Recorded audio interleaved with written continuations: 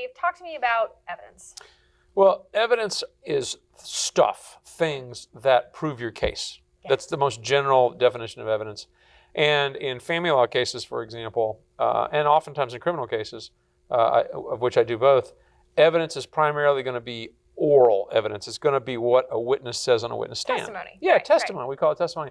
The problem with testimony is I will tell people, like in a divorce case, the wife or the mother or the husband or father will be with me. We'll be preparing for trial, and they'll tell me things. And oftentimes the things they'll tell me, Alexa, will be impassioned.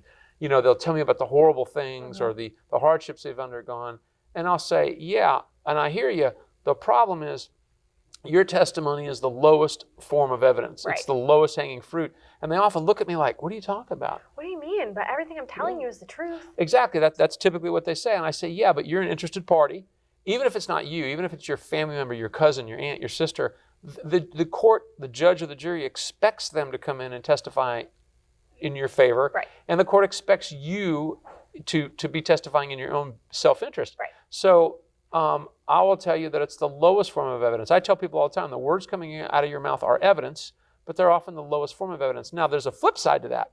Your words being presented against you in the form of witnesses that heard you say a thing. More importantly, your text messages and your emails, which are presented to show what you said, often will seal the deal. They will kill your case or help your case, depending on what you say. Well, and including your social media posts. A social media post is probably social media posts and text messages are king. Oh, for sure. Because everybody's texting and everybody's posting constantly on social media. I'm no exception, and people will often use that against you. But I want to stress to the viewer that evidence is more than just the words coming out of your mouth, and you are limited only by the facts in your case. But more frequently by the creativity of your lawyer. Fair enough, yeah. Creativity of your lawyer. Well, and by creativity, you don't mean creating evidence, right? No, I don't mean fabricating evidence that doesn't exist. But I do sometimes mean fabricating or creating exhibits and certain types of evidence, but not making it up. I wouldn't do that. Using the evidence that you have in a creative way. Yeah, and let me give you an example. I have for a couple of years now wanted to put together a legal seminar for other lawyers on this topic. There's a phrase that lawyers use called demonstrative evidence. You know what it is, Absolutely, right? Yeah, demonstrative evidence, it goes back to that old line, a picture's worth what? 1,000 words. 1,000 words. So let me give you some examples. Some of these are cases that you and I tried together. You remember them. Had a case one time in the TPO court, the family violence court, in front of Judge Alex Manning here in Fulton County. Very good lady. But I realized going in that the judge had to see a timeline and that the sequence of events on the timeline was important. So, Judge Manning, a very smart judge, she gets it, but everybody's human. Everybody, even a judge, can have a misunderstanding that sometimes you don't realize they're having. So going into this particular hearing, I made the simple linear timeline on a single page, and it had little bubbles, and then above them indicated the month and year, or sometimes the date and the month and the year, and then a blurb, a sentence about what happened on that date. And I laid it out there. Now, my client had to testify to every one of those on there, but it was demonstrative of all of my client's testimony, and it's important to give that sometimes to a judge so that they don't get lost in the weeds. Sure. So, and if you're talking about a bunch of dates, and you're throwing numbers out there, sometimes that gets pretty confusing, especially if you refer back to dates when you're, this far in the timeline. So, and I love that. That's great. Yeah. Now, another good example, and now remember, going back to the timeline, I recognized I had a whole bunch of dates and events to regurgitate, to just spew all over the judge, and I wanted the judge to get it. So my client didn't come in with the idea for a timeline. I said, okay, I've been in this courtroom, I know this judge, I recognize the dilemma I have here, and I want to make it easy on the judge to digest this information to help you the best I can. So that is an example of the creativity of the lawyer. Now, I'm going to throw one back at you.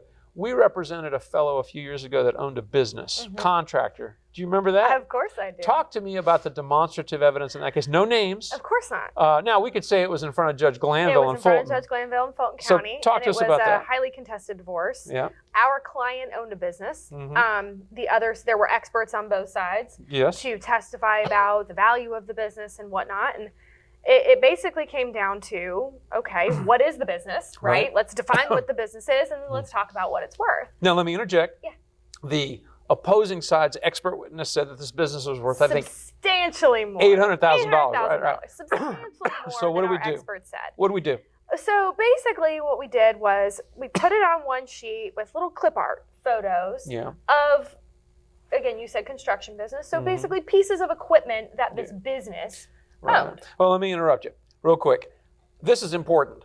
Hire an attorney who listens to you, because I listened to our client, and our client kept saying over and over again, All I have is a van, two trucks. A van, two trucks, me. So he kept saying that over and over again, didn't he? He did. He tried to get the point across. Listen, guys, 800,000 would be great, but this is all the business is. So what do we do?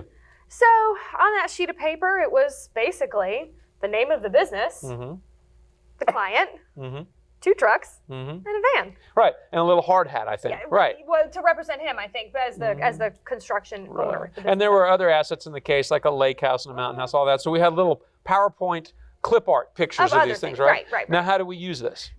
Well, essentially, this didn't ever actually go to trial. So we had a pre-trial with the judge, and we brought up the demonstrative to kind of explain to the judge, listen, these are the issues in this case. And of course, we gave a copy to opposing counsel and said, well, judge, we're talking about the business. You're going to hear from experts, but it's really just this client, two trucks, and a van. It's just this client, two trucks, and a van. Right. That's what the business is. The business is this client, two trucks, and a van. And was it our strategy, our intent, our design to keep repeating the client's name, two trucks, and a van? Well, it worked for us, didn't it? Well, why did we do it? Well, because it, of course, got the point across to the judge, because by the end of the pretrial, it was, well, it's just this guy, two trucks, and a van. I don't know what we're arguing. And marketers call that branding. So we branded our client as him, two trucks, and a van, and the other side kept saying $800,000, and we kept saying him, two trucks, and a van, until the judge finally did what? Called it him, two trucks, and a van. Right. And then we knew at that point that we were what? We got it. We were winning. Judge. We were winning that issue, and ultimately, it got us a settlement. Right.